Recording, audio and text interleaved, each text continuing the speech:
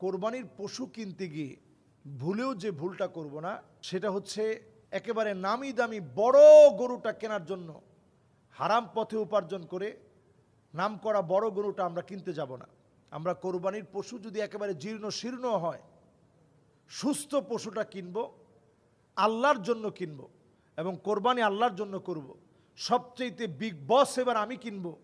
যারা বিগ বস কিনে অধিকাংশ জনের কোরবানি আল্লাহর কাছে কবুল হবে না, কারণ তারা লোক দেখানোর জন্য এই বিগ বসটাকে কিনেছে।